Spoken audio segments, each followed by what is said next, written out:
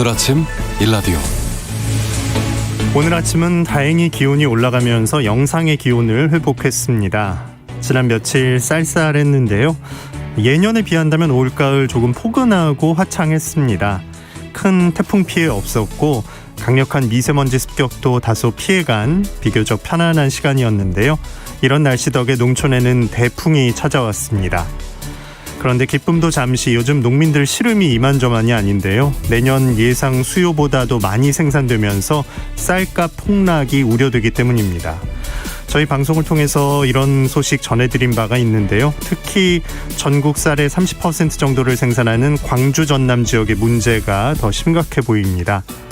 풍년을 기원하면서 묵묵히 지난 1년을 보낸 농민들, 그 결과가 결코 실망과 상처로 남지 않기를 간절히 바랍니다. 관련 소식 잠시 후에 자세히 살펴봅니다. 11월 25일 목요일 오늘 아침 일라디오 출발합니다. 저는 아나운서 김재홍입니다.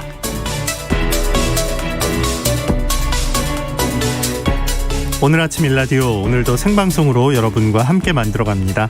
유튜브에서 KBS 일라디오 공식 채널을 검색하시면 채팅창 마련되어 있고요. 생방송 보고 들으면서 함께 하실 수 있습니다. 자, 오늘 목요일 새농퀴 마지막 힌트가 나가는 날이네요. 잘 들어보시고요. 정답 보내주시면 됩니다. 단문 50원, 장문 100원 드는 유료 문자 샵 9730으로 주시기 바랍니다. 퀴즈 정답 맞춰주신 분들 가운데 20분 추첨해서 선물 드리고 있는데요. 농촌진흥청에서 제공하는 웰빙 혼합 잡곡 세트, 모바일 커피 쿠폰 등의 풍성한 선물 드립니다. 자, 이번 주 새농퀴 마지막 힌트 지금 바로 나갑니다.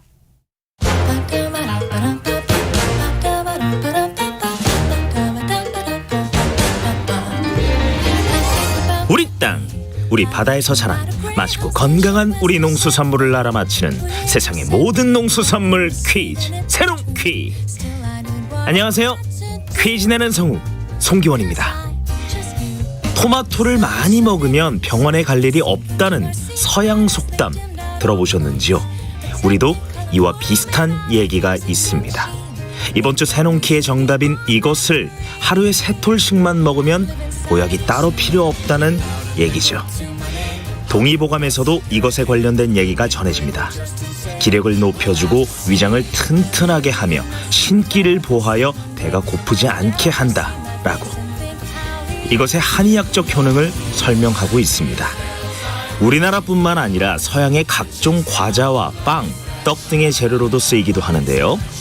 유럽의 유명 과자인 마롱글라세도 이 과일을 가지고 만들었다고 하네요. 동의보감에서도 말하는 유익한 과일, 겨울철 대표 영양간식, 이것은 무엇일까요? 정답 아시는 분들은 단문 50원, 장문 100원이 드는 유료 문자 샵 9730으로 보내주세요. 20분께 행운의 선물 드리겠습니다.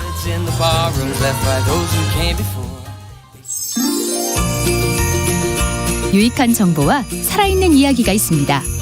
KBS 오늘 아침 일라디오.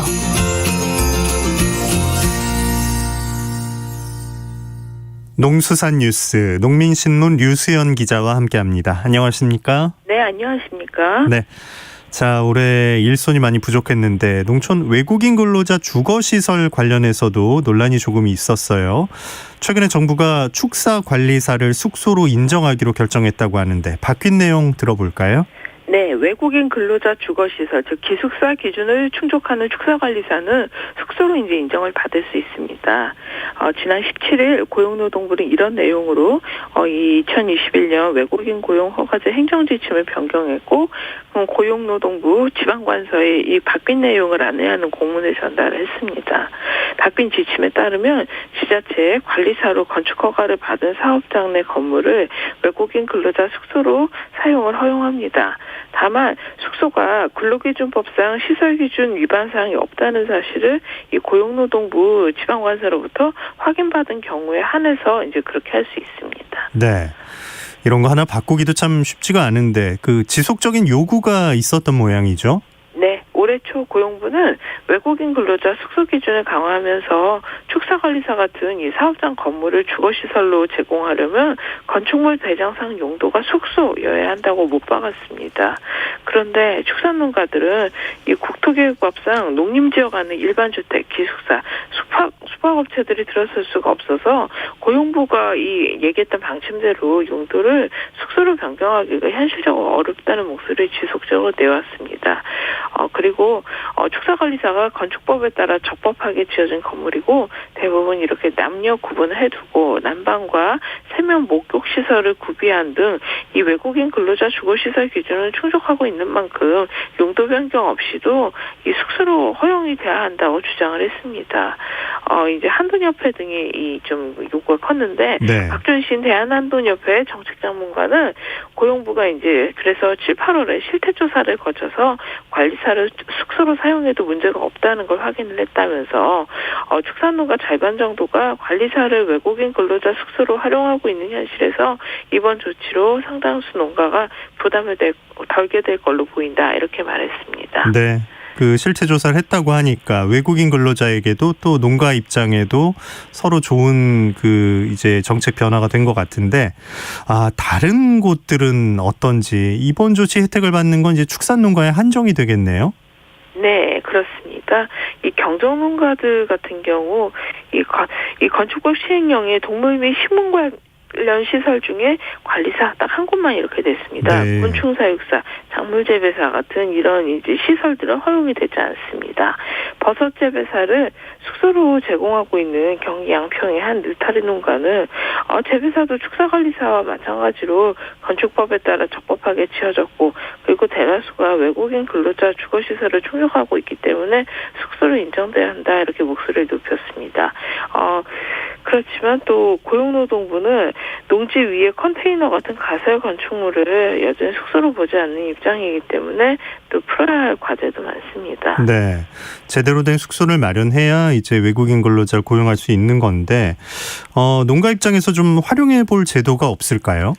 네, 최근에 농지 타용도 일시 사용 제도가 또 이렇게 대안으로 떠오르고 있습니다.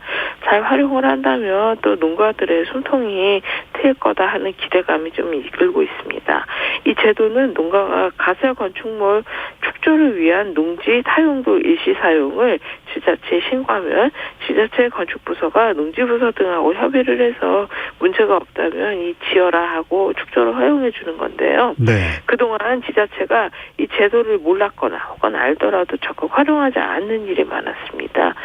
그래서 이번에 이제 농식품부도 각 지자체에 이 해당 제도를 활용해보라고 이제 공문을 보냈습니다.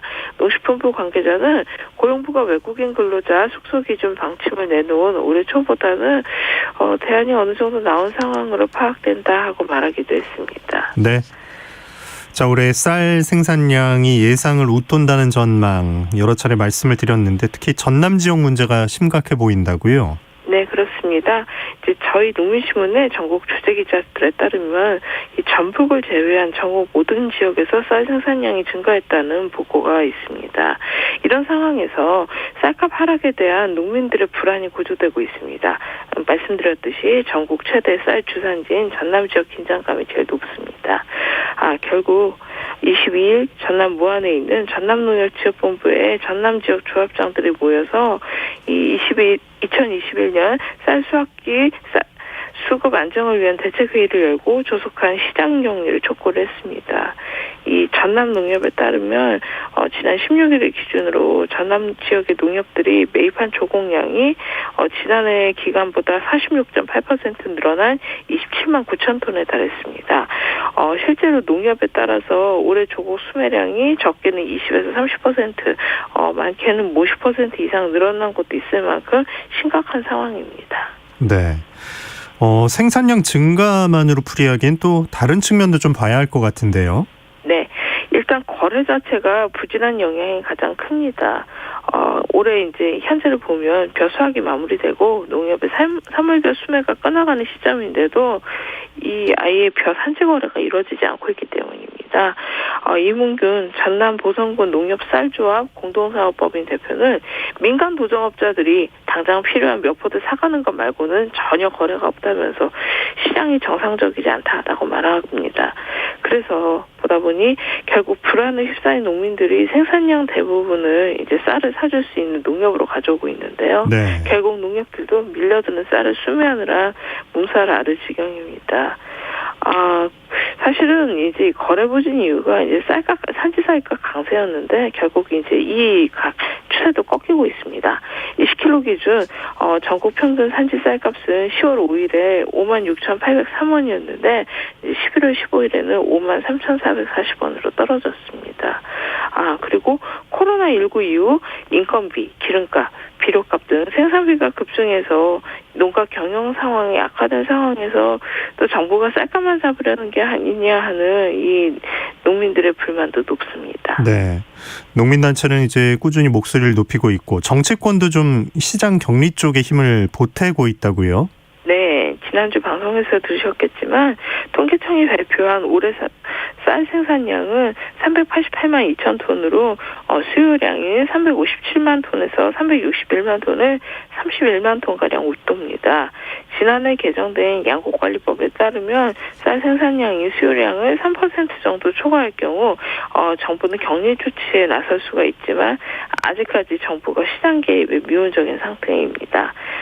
그래서 아까 22일 전남농협에 앞서서 15일에는 한농협, 17일에 이 전국 농민의 총연맹, 전국 쌀생산자 협회 등이 연대한 이 국민과 함께하는 농민의 길이 각각 세종과 서울에서 집회를 열고 쌀 시장 격리도 일부 호소했습니다. 이 농민의 길은 이에 이어서 23일 청와대 앞에서 기자회견을 갖고 또 쌀 30만 톤 시장 격리를 재차 요구했습니다. 네. 이에 이제 정치권도 관심을 표명하고 있습니다. 이제 어제였죠. 이재명 더불어민주당 대선 후보는 자신의 페이스북에 적정 가격이 무너지지 않게 대응을 해야 한다면서 쌀 27만 톤을 즉시 시장에서 격리해서 농민의 걱정을 덜어드리겠다는 글을 올렸습니다. 그래서 일각에서는 이 쌀 시장 격리와 관련해서 정부와의 교감이 있지 않을까 하는 기대감도 좀 품게 됩니다. 네. 예, 국내 생산 급감으로 인해서 이 요소수 위기가 왔지 않습니까?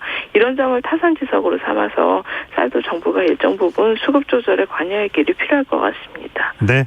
농수산 뉴스 농민신문의 류수연 기자였습니다. 고맙습니다. 네, 감사합니다.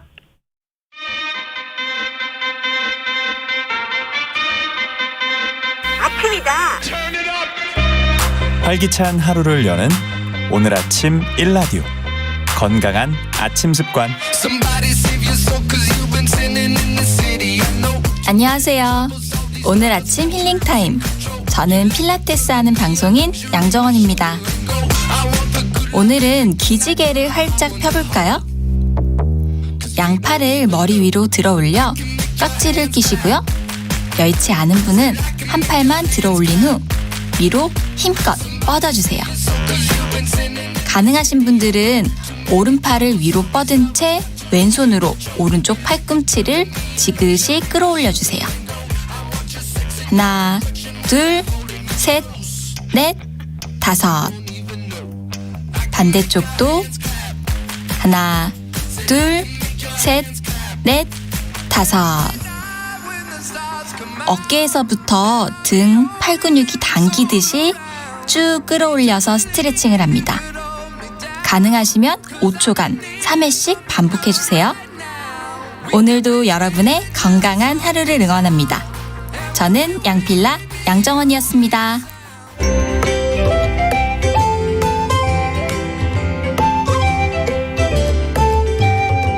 상쾌한 하루의 시작. KBS 오늘 아침 1라디오. 농어촌에서 발생할 수 있는 법적 분쟁 상황을 보다 현명하고 지혜롭게 대처할 수 있는 방법 배워보는 시간입니다. 우리 동네 박변홍사, 법률사무소 한아름의 박형윤 변호사 전화 연결합니다. 안녕하십니까? 안녕하세요. 네, 변호사님 계신 지역에 눈 내렸죠? 많이 내렸습니다. 눈이 좀 많이 오는 그 지역이에요. 그렇죠? 네, 제가 어렸을 때는 눈이 너무 많이 와가지고 학교를 쉰 적도 있어요. 그 농촌의 눈 내린 풍경 지금도 보시면 어떤가요? 아주 아름답고요. 특히 이제 저 있는 곳은 내장산도 있고 뭐 모악산도 있고 산에 이렇게 눈 내린 풍경, 뭐 모주는 덕유산 이런 곳이 굉장히 멋있거든요. 설경에 진짜 흠뻑 빠져듭니다, 진짜. 네. 아무래도 산의 눈은 좀 더 느리게 녹으니까 또 네. 구경하는 맛이 있겠네요. 참. 이제 농한기를 맞아서 농촌에서도 이제 월동 준비 많이 하실 것 같고. 자, 그런데 이제 그 남는 시간을 활용하는 데 있어서 안타까운 일들이 뭐가 발생할 수 있을까? 어떻게 대처하면 좋을까 알아보고 있는데 겨울 되면 이제 또 어떤 분들이 찾아오실까 미리 좀 이렇게 생각도 해보시겠어요? 많이 생각해보고요. 네. 요즘 같은 경우에는 그 법률적인 문제보다도 이렇게 눈이 오고 날씨가 추워지면 농촌일수록 에너지 빈곤층이 굉장히 많으세요. 네, 그래서 아직도 연탄을 떼는 곳이 굉장히 많고 뭐 올해도 연탄 값이 굉장히 많이 올라서 금탄하는데 이런 시기가 되면 뭐 법률적인 문제도 굉장히 많지만 저희는 이제 기부에 많이 나서거든요. 연탄 네. 기부 같은 거를 많이 하고 있어서 지금도 이제 그런 것들을 많이 준비하고 있고요. 또 노후주택이나 이런 것들을 뭐 지자체에서 조금 수리하거나 막 이런 경우들이 굉장히 많거든요. 네, 그래서 이제 조금 안타깝긴 하지만 에너지 빈곤층을 위한 어떻게 보면 대책 이런 것들을 많이 노력하고 있습니다. 네. 진짜 겨울에 따뜻하게 지내셔야지 추운 곳에서 연료비 걱정하면서 지내시는 분들 주위에서 좀 챙겼으면 좋겠습니다. 네.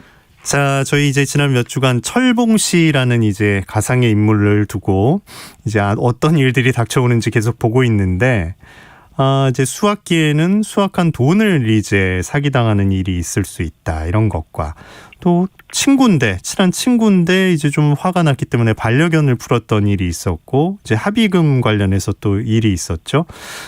보이스피싱에 또 연루되기도 했었고 또 속상한 마음에 시간을 좀 보내려다가 도박 사기에 연루되기도 했습니다. 그리고 가장 최근에는 이제 배우자가 떠나는 일까지 있었는데 오늘은 또 어떤 일을 철봉 씨가 겪게 될지 얘기를 들어보고 사례 중심으로 이야기 나누겠습니다.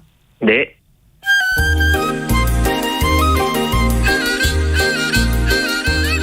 아이고, 친구도 사기쳐 불고 마누라도 떠나보고 여기 내 팔자요. 어메, 우리 엄니가 엄충실히 보고 잡네. 안 되겠어, 우리 엄니한테 얻는 가봐야 쓰겄네.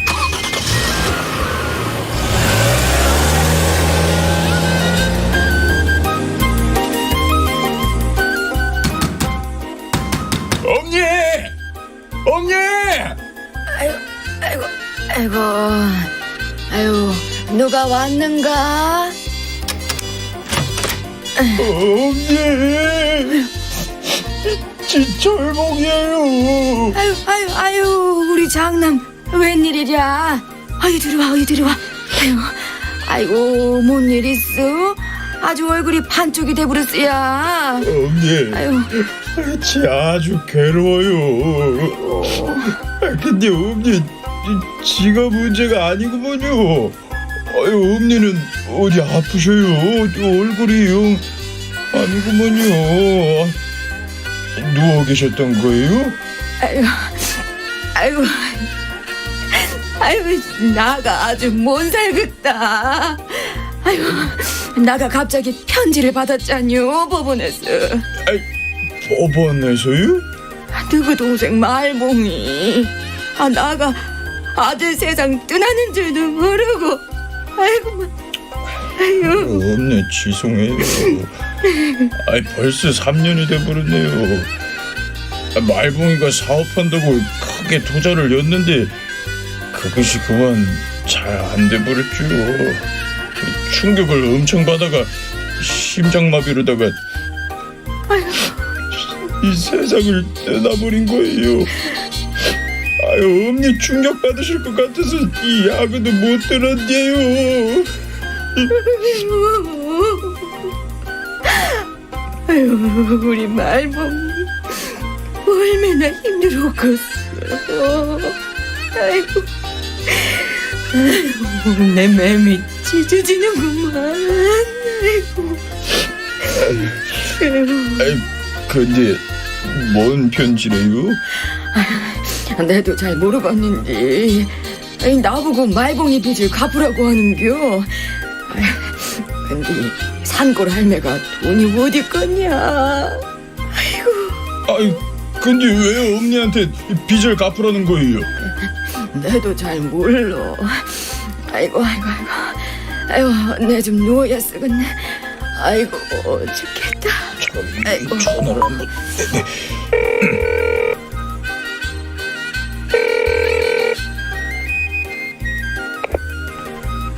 여보세요? 아이고, 재수씨, 지가 엄니 댁에 지금 왔는데요.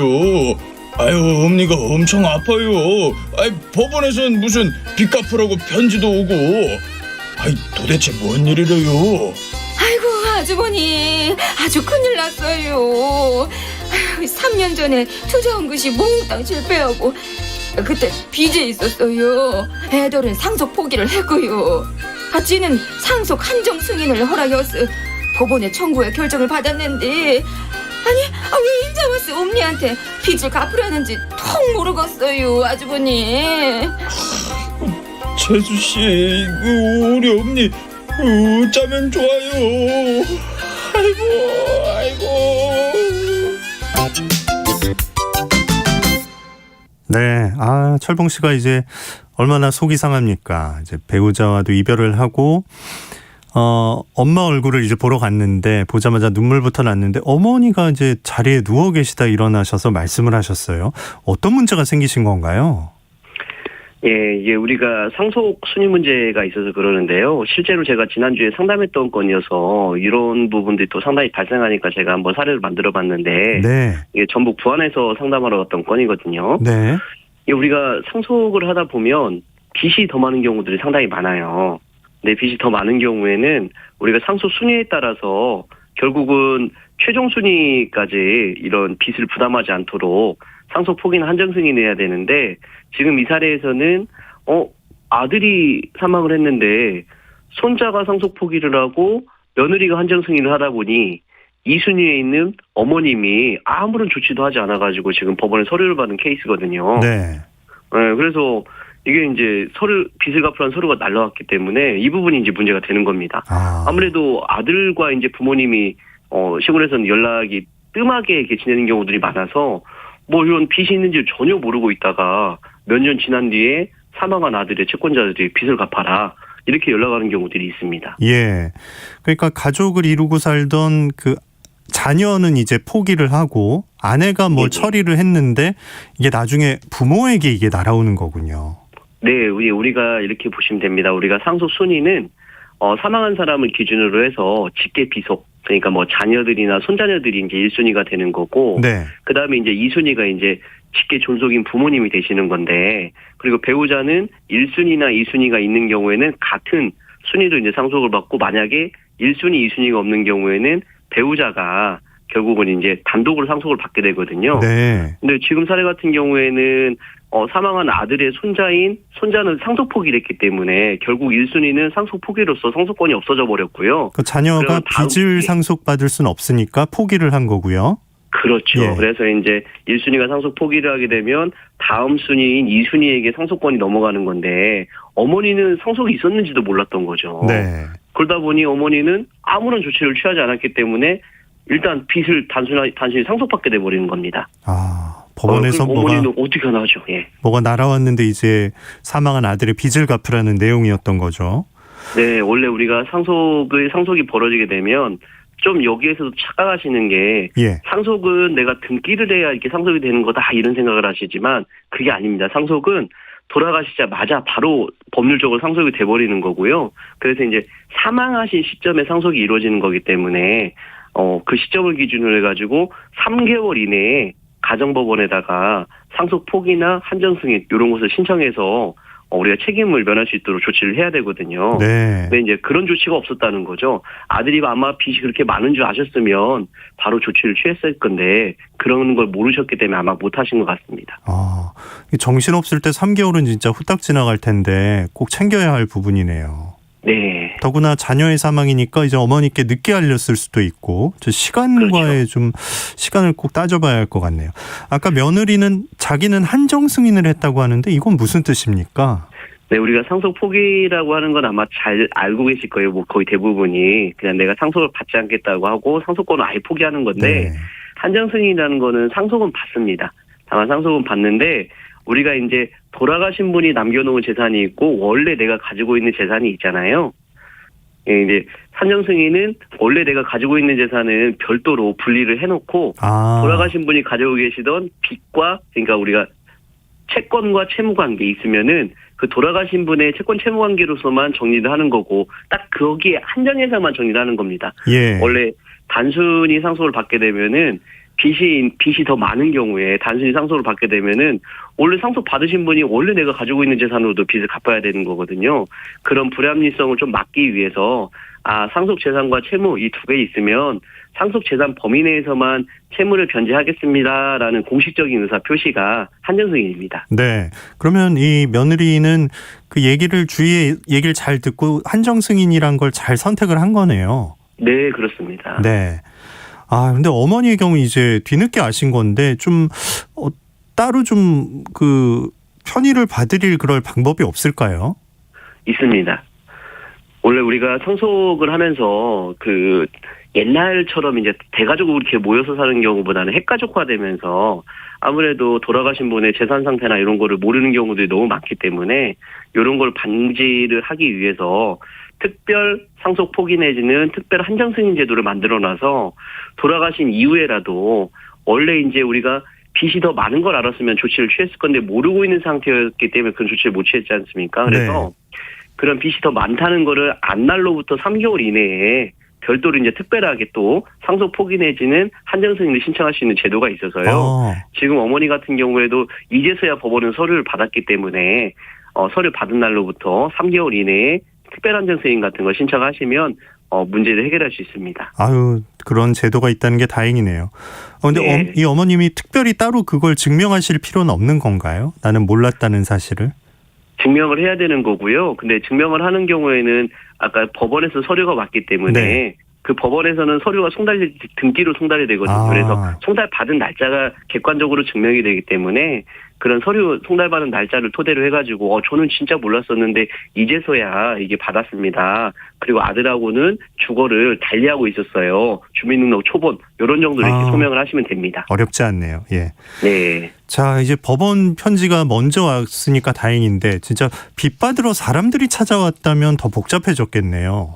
굉장히 복잡해져. 그때부터는 그 사람들한테 뭐 이것저것 많이 확인도 하고, 근데 실제로는 사람들이 와서 말만 하게 되는 경우는 내가 빚이 진짜 있는지 없는지 모르거든요. 그래서 그런 경우는 저희들도 조금 조언을 드리는 게, 그 채권자분께 빨리 법적인 조치를 먼저 해달라고 좀 말씀을 드려주십시오 하고, 저희도 반대로 이제 그런 일이 발생한다고 하면은 주소나 이런 걸 확인해서 먼저 내용 증명을 한번 보내봅니다. 그래서 실제 그런 채권이 있는지를 객관적인 문서로 먼저 확인하는 절차를 거칩니다. 그 이후에 우리가 한정승인이나 상속 포기를 통해서 해결을 하고요.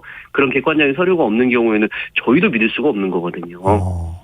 맞아요. 오늘 이 얘기를 들어봤으니까 그럼 만약 비슷한 일이 일어났을 때 처음부터 어떻게 진행하는 게 제일 현명한 걸까요? 일단 사람이 찾아오거나 법원에서 문서가 오면 그게 진짜 채권이 맞는지를 먼저 확인하시고요. 물론 이제 법원에서 오면은 제일 중요한 문서니까 당연히 맞을 거라고 보여지고요. 그런 경우에는 3개월 이내에 한정승인이나 상속 포기를 먼저 하시고요. 그리고 실제로 이게 소장을 송달받는 경우보다도 우리가 집행문이나 강제집행에 관련된 뭐 경매 문서라든지 채권 압류 추심 이런 문서를 이렇게 송달받는 경우도 있거든요. 그러면 이제 그때는 나는 상속인일 뿐인데 몰랐을 뿐인데 내 거 재산까지 이렇게 경매를 당해야 되나? 이런 생각을 하실 수가 있는데 빠른 시간 내에 특별한정 승인 내지 상속 포기를 신청하시면서 법원에 별도로 우리가 강제집행 정지라는 또 신청 제도가 있어요. 청구 이의소송과 함께하면 되는데요. 그걸 토대로 해서 경매나 채권 압류 추심 절차가 진행되는 걸 일단 정지를 시켜놓은 상태에서 특별한정 승인을 받으시면 그런 판결이나 강제집행 정지를 통해서 내 재산이 뺏기는 걸 막으실 수가 있거든요. 그런 부분들을 충분히 고려하셔가지고 주변에 있는 법률 전문가하고 좀 상담을 통해서 대비를 하시는 게 좋을 것 같습니다. 예. 자, 오늘 상속 관련된 얘기 나눠봤는데 비슷한 일이 생겼을 때 어떻게 하는 게 좋을지 끝으로 알려주시죠. 네, 무엇보다도요. 가족들끼리 소통을 하는 게 가장 중요할 것 같고요. 네. 제가 실제로 한 사례 같은 경우는 투자 실패에서 좀 자살을 하는 바람에 이제 어머님께 알리지 못해서 아이고. 이런 일이 벌어졌는데, 사실 이렇게 채권 채무 관계가 이렇게 빚이 더 많은 경우라고 하면 꼭 다른 가족들에게도 알려서 피해가 가지 않도록 하는 게 가장 중요할 것 같습니다. 네.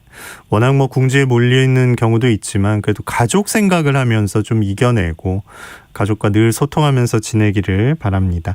우리 동네 박변홍사 박형윤 변호사였습니다. 고맙습니다. 감사합니다. 네, 오늘 날씨 알아봅니다. 오늘 아침은 어제보다 기온이 올랐습니다. 대부분 영상권인데요. 서울 0도, 철원이 영하 4도, 부산 8.5도로 큰 추위는 없습니다. 낮에는 찬바람이 불고 기온이 크게 오르진 않겠는데요. 오늘 서울 낮 기온 8도, 남부지방은 광주 14도, 부산 16도 등으로 평년 수준이 되겠습니다. 강원 동해안은 대기가 매우 건조해서 건조특보 발효 중이고요. 동해 중부 먼바다, 동해 남부 남쪽 먼바다는 풍랑이 거셉니다. 항해와 조업 선박은 주의하셔야겠습니다. 자, 금요일인 내일은 전국이 대체로 맑겠고요. 기온이 오늘보다 2도에서 6도 낮아져서 다시 한번 영하권의 추위를 보이겠습니다. 주말에는 맑은 날씨가 이어지다가요. 다음 주 월요일, 화요일쯤엔 전국에 추위를 부르는 비가 내리겠습니다. 오늘 아침 일라디오 듣고 계십니다. 지금 시각 6시 46분입니다.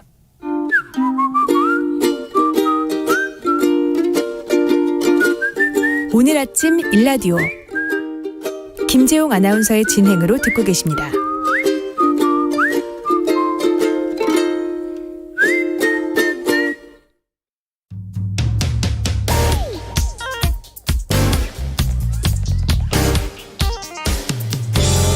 오늘 아침 뉴스 브리핑 정상근 기자와 함께합니다. 안녕하십니까? 네, 안녕하십니까? 네, 어제 코로나19 신규 확진자가 4,000명대로 올라갔죠? 네, 어제 코로나19 신규 확진자 수는 4,116명이나 나왔습니다. 전날보다 1,400명 넘게 늘면서 역대 최다 확진자 수를 기록했습니다. 확진자 수가 폭증하면서 위중증 환자와 사망자 수도 크게 늘었는데요. 어제 발표된 위중증 환자 수는 586명으로 역시 역대 최다를 기록했고요. 사망자도 35명으로 4차 유행이 시작된 이후 가장 많았습니다. 오늘은 어제보다는 적지만 그래도 3,000명대 중후반가량의 확진자가 예상이 되고 있습니다. 그런데 이 사망자 중에 태아가 있었습니다. 산모가 확진 판정을 받고 아이를 조기 출산했는데 안타깝게도 아이가 숨져 있었습니다. 이후 아이에 대한 코로나19 검사를 한 결과 양성으로 판정이 됐습니다. 네. 다만 방역 당국은 태아가 이 산모의 뱃속에서 있을 때 이 산모로부터 수직 감염됐는지 분만 과정에서 산모의 체액이 묻어서 양성 반응을 보인 건지 판단하기 힘들며, 또 태아의 사망과 산모의 조산 원인이 이 코로나19와 관련이 있는지도 현재로서는 알 수 없다라고 전했습니다. 다만 외국의 연구 결과에 따르면 코로나19에 감염된 산모의 사산율은 2배가량 높았고 델타 변이는 4배가량 높은 것으로 조사가 된 바 있습니다. 네.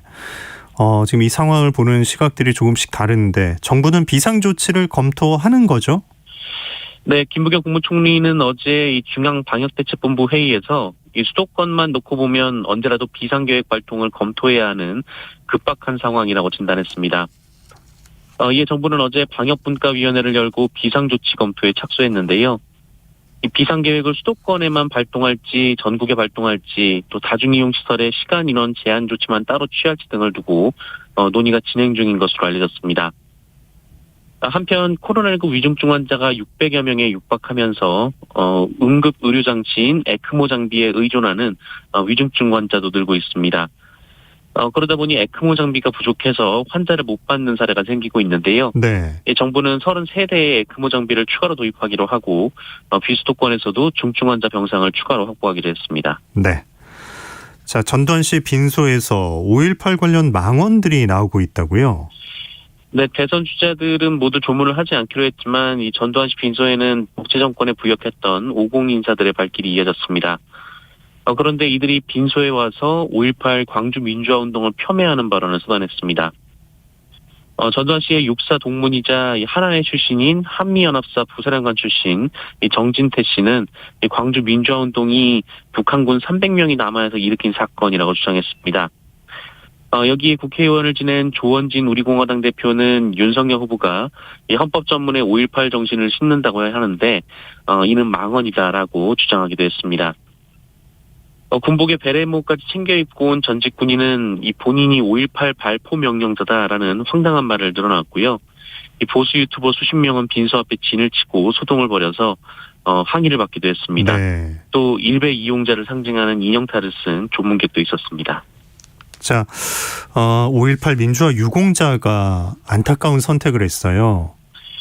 네, 5.18 광주 민주화운동 당시 이 눈앞에 부상자를 외면하지 못하고 돕다가 총에 맞아 평생은 고통스러운 후유증에 시달리던 이 민주화 유공자 이광영 씨가 고향 마을 저수지에서 극단적인 선택을 한 채 발견이 됐습니다. 고인은 숨지기 하루 전, 그러니까 이 전두환 씨가 사망하기 전에 전북 익산의 자택에 유서를 남기고 집을 나갔고요. 이를 발견한 가족들이 신고해서 경찰이 수색을 벌여왔습니다. 이광영 씨는 가족들에게 남긴 유서에 이 작은 서운함도 다 묻고 가니 홀가분하다라면서 오로지 통증에 시달리다 결국 내가 지고 떠난다라고 전했습니다. 이광영 씨는 5.18 당시 승려였는데요. 이 말씀드린 대로 부상을 당한 시민군을 두고 보지 못해 이 병원으로 옮기다가 이 자신도 척추에 총상을 입어 하반신이 마비가 됐고 이후 40여 년간 매일매일 이 수차례 진통 주사를 맞고 살았다고 합니다. 네.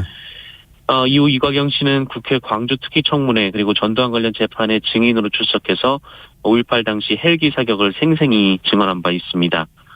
한편 이광영 씨처럼 이 5.18 이후 고통에 시달리다가 극단적 선택을 한 5.18 유공자들은 지금까지 40여 명에 달합니다. 네. 자, 이재명 후보가 어제 사죄의 절을 올렸다고요? 네, 이재명 더불어민주당 후보가 어제 여의도 더불어민주당 당사에서 열린 원내 지도부와 민생개혁 입법 추진 간담회를 하던 중 사죄의 절을 했습니다. 이재명 후보는 민주당 대선 후보로서 당이 국민들의 아픔과 어려움을 더 예민하게 신속하게 책임지지 못한 점에 대해 사과드린다라며 깊이 성찰하고 반성하며 혁신된 민주당으로 거듭나겠다라고 말했습니다. 한편 민주당의 주요 정무직 당직자들은 당직을 사퇴하기로 했습니다. 민주당 윤관석 사무총장과 박완주 정책위 의장 등인데요. 이들은 새로운 민주당을 만들기 위해 선당우사의 마음으로 자리에서 물러난다라고 밝혔습니다. 네. 윤석열 후보는 어제 김종인 전 비대위원장 만났다고요? 네, 이 선거대책위원회에 함께 할지를 놓고 갈등을 빚어온 국민의힘 윤석열 대선 후보와 김종인 전 비상대책위원장이 어제 만났습니다. 앞서 어제 오전 윤석열 후보는 권성동 사무총장을 보내서 다시 한번 김종인 전 위원장을 설득했지만 이 정권이나 원톱을 요구하는 이 김종인 전 비상대책위원장은 부정적인 입장을 보였는데요. 윤석열 후보는 김종인 전 위원장에게 이 김병준 상임선대위원장을 해임할 수는 없지만 후보 비서실을 아예 없애고 당 사무처가 비서실 역할을 하는 그러니까 김종인 위원장의 뜻이 더 반영되는 후보로서의 행보를 하겠다라는 대안을 제시한 것으로 알려졌습니다. 하지만 김종인 전 위원장은 여전히 확답을 하지 않은 것으로 전해졌습니다. 네. 대장동 수사 관련해서는 이재명 후보 측근이 소환됐다고요? 네, 대장동 의혹을 수사하는 검찰이 이재명 민주당 대선 후보가 성남시장일 때 비서실장을 지냈던 임승민 씨를 소환 조사했습니다. 임승민 전 실장은 김만배 씨 등 대장동 민간 사업자들이 유동규 당시 성남도시개발공사 본부장과 유착해서 개발 사업을 진행하던 시기에 이 시장 비서실장을 지냈고요. 대장동 사업 관련 여러 문건에 서명 날인을 하기도 했습니다. 검찰은 임승민 전 실장을 상대로 성남시가 공사의 사업 과정에 어느 정도 영향력을 행사했는지 또 보고나 결제 라인이 어땠는지 등을 확인하고 있는 것으로 전해졌습니다. 네.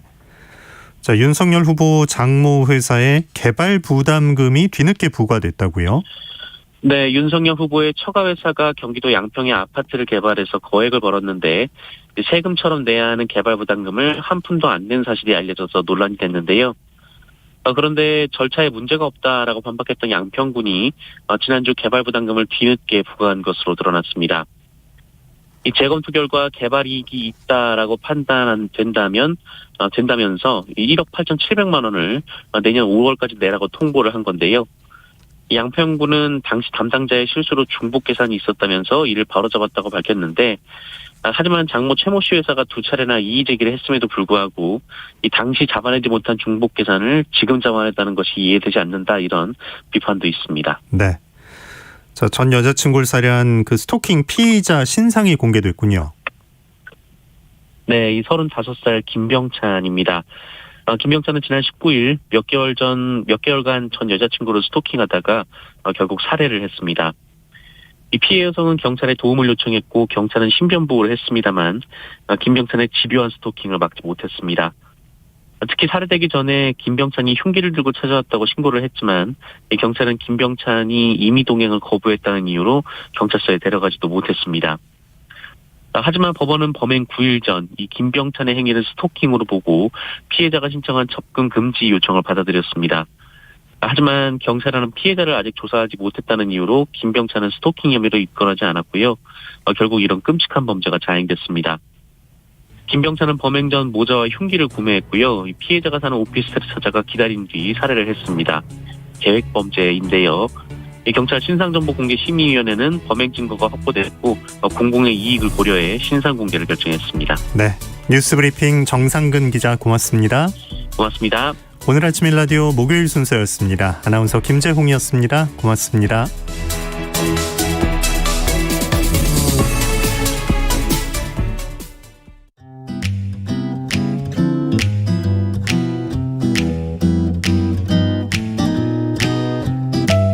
안녕하세요. 바른말 고운말입니다.